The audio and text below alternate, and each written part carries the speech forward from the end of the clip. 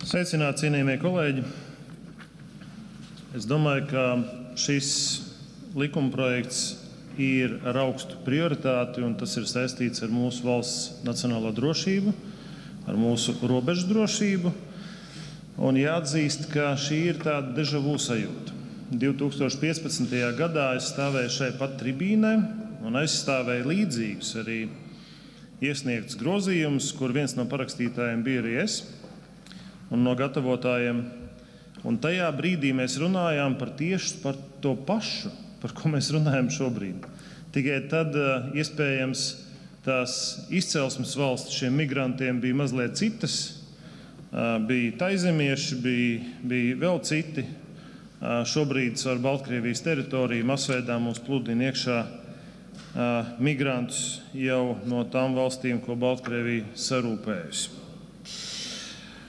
Un realitāte, protams, ir kāda.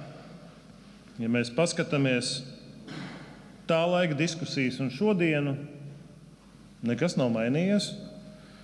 Te ir pat ziņa pagājušajā nedēļā, Latvijas televīzija ziņo, robežsargi Aglonā ar šaujamieroču palīdzību notver 21 robežu pārkāpēju. Tātad LTV ziņas ziņo, ka 15. septembrī Aglonā robežsargi aizturēja kārtējo robežu pārkāpēju grupu, 21 iepriekš valsts robežu nelikumīgi šķērsojuši trešo valstu pilsoni. Tātad aizturēta automašīna, pakaļdzīšanās rezultātā bijusi šaušana, aizturēts šoferis un saistībā ar organizēšanu līdzdalību noziedzīgu nodarījumu izdarīšanā aizturēts vēl 4 personas. Burvīgi.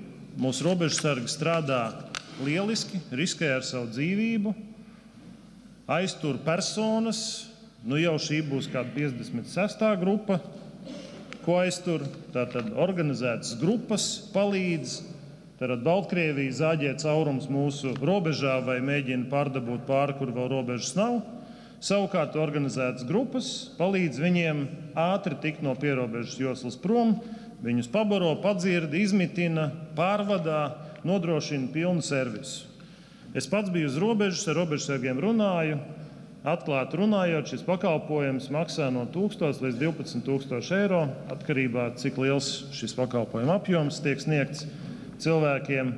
Un šādā veidā arī ne tikai tiek apdraudēta Latvijas valsts drošība, bet kādam Baltkrievijas pusē un kādiem darboņiem šai pusē tas vēl ir tās diezgan apjomīgs bizness.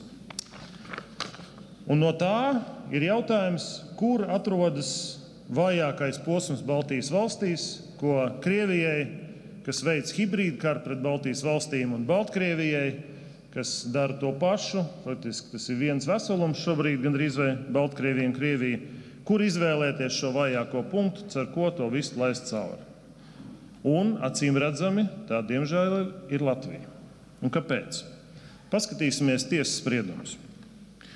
Tiesas spriedums krimināla lieta numur 18.24.00.223 par mankārīgā nolūka apzināti izdarīt mēģinājumu nodrošināt 7 nelikumīgi valsts robežu šķērsojušas personas ar iespēju nelikumīgi uzturēties Latvijas Republikā, braucot ar transporta līdzekli uz iepriekš norādītu vietu, kur bija jāuzņem šīs personas nolūkā tās tālāk aizvest uz noīrētu viesnīcu un sagādāt tām pārtiku. Persona tiks sodīta ar īslaicīgu brīvības atņemšanu uz 40 dienām, atņemot tiesības ieņemt amatus, kas saistīti ar valsts amatpersonas statusu iegūšanu uz 2 gadiem. Lieki piebilst, ka no visām šīm krimināllietām tieši neviena nav valsts amatpersona. Tātad uz 40 dienām nācās mazliet pasēdēt, amatpersona tā nav, tātad šis papildsots neatiecās absolūti uz šo personu. Super! Šie cilvēki ir rentabli. Viņi no katra nopelna 1000 līdz 12 000, pasēž 30 dienas, lieliski. Nākamais krimināla lieta, paskatīsimies šo krimināla lieta numur 18.24.00.4023 par mankārīgā nolūka apzināt 3 nelikumīgi valsts robežu šķērsojošu personu nodrošināšanu ar iespēju nelikumīgi uzturēties Latvijas Republikā, uzņemot automašīnā, pārvietojot pāri robežai, tātad soda personu ar sabiedrisko darbu 200 stundu apmērā, piemērojot papildu sodu, aizliegums ieņemt amatus, kas saistīts ar valsts amatpersonas statusu iegūšanu. 200 stundas darba, un viss ir kārtībā. Tāda 10. tiesa, varbūt pat ne 10. un viss ir lieliski. Es tikai vēl 2 piemērus iedošu. Par līdzīgām darbībām tur jau tā metode atkārtojās. Soda persona ar naudas sodu 6200 eiro. Ja tajā grupā paņemsim kaut vai vienu cilvēku pārvieto, un ja šī summa svārstās no 1000 līdz 12 000 eiro, pat pusi atdodot, viņš joprojām tas cilvēks ir rentabls. Par kādu robežu drošību mēs varam runāt, ja mūsu tiesu sistēma tos cilvēkus, ko mūsu robežsargi riskējot savu dzīvību, palaiž vaļā. Faktiski veidojās viena nenormāla situācija, kur vieni ķer un otri atlaiž. Un skaidrs, ka to redz mūsu kaimiņu valsts. Skaidrs, ka to redz viņas pēcdienesti. Un, ja jāizanalizē, kur Lietuva, Igaunija vai Latvija vājākais punkts, protams, šeit ir reāls caurums. Tātad no 15. gada, kad tika grozīts krimināla likums, reāli ietvērtas būtiski lielākas sankcijas, reāli cietumsodi, nekas nav mainījies, draugi. Un tas ir nopietns jautājums ģenerāla prokuroram, augstākās tiesas priekšsēdētājam un arī Tieslietu ministrijai par to, kā mēs attiecamies pret smagiem noziegumiem. Jo pēc šī izskatās, ka atbalstīšana, organizēšana robežas šķērsošanai, Latvijas valsts un arī Eiropas Savienības robežas šķērsošanai, tas ir neliels pārkāpums, tikpat labi kā nozagt gurķu burku kādam. Tas ir smags noziegums, kas apdraud nacionālo drošību, un es domāju, pirmais, saprotot, kāda nozīme arī Saeimas tribīnei, un domājot par ratio legis vai likuma garu, ko mēs gribam nodot vēstījumu caur šiem grozījumiem tiesu sistēmai un tiesnešiem. Tiesnešiem ir jāņem vērā valsts aktuālā situācija, tas, ka pret mums ir hibrīdkarš, un tas, ka sodi jāpiemēro, ir ar jēgu, lai tie novērstu tālāku pārkāpumu izdarīšanu. Nevis, lai formāli vienkārši kādu sodītu tādā pat līmenī, kā par nozagtu gurķu burku.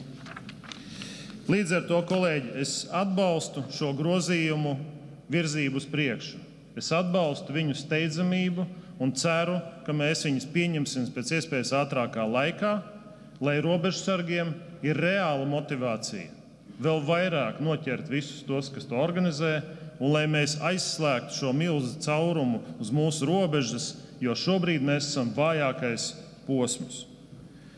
Visbeidzot, es paskatījos, ar ko atšķirās oriģināli iesniegtais apvienotā saraksta likumprojekts, šie grozījumi un jaunais. Būtībā nāk klāt jauns kvalificējušais apstākļus, nelikumīga pārvietošana izdarīta pastiprinātā robežas apsardzības režīma laikā, ir nedaudz pagrozītas sankcijas, pielikts pārējais noteikumu punkts attiecībā uz probācijas uzraudzības piemērošanu. Tad man ir jautājums. Ja apvienotais saraksts iesniedz grozījumus, kas jau bija skaņot ar iekšlietu ministriju un robežsardzi, šādas nelielas izmaiņas tiek ieviestas kā korekcijas, es par politisko kultūru. Priekš kam ir vajadzīgs alternatīvais likumprojekts? Kāpēc mēs nevarējām palaist steidzamībā to, kas ir iesniegts, noteikt viņam īsu priekšlikumu iesniegšanas termiņu un uz otro lasījumu, galējo lasījumu iegūt iespēju šo pašu projektu, kas ir iesniegts, palaist tālāk? Es saprotu, ka mēs šobrīd ar apvienoto sarakstu strādājam opozīcijā, bet es gribu atgādināt vienu lietu. Principi. Lieli politiķi nekad nav sīkumaini. Ar to es gribu teikt, ka ja ir iesniegt grozījumi, kur ir zināma autorība un ieguldītais darbs, nav obligāti visam komisijā uzreiz jāražo alternatīvais likumprojekts, lai kaut kā šo vēsturi mēģinātu izskrāpēt ārā. Un visbeidzot, par valdības deklarāciju un robežu drošību šī visa kontekstā. Es saprotu, ka tika pārbīdīti gadi no 23. uz 24. Tas ir skaidrs, bet tas ir par fizisko robežu.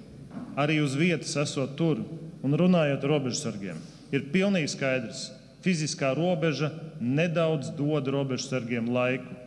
Tas, kas tur patiešām ir vajadzīgs un tūlīt, ir kameras, sensori, modernas tehnoloģijas, lai nav tā kā pirms 70 gadiem viņiem jāliek skuiņas noteiktā virzienā, lai redzētu, vai kāds nav pārgājis pāri ar pēdām. Tas ir arhaisms.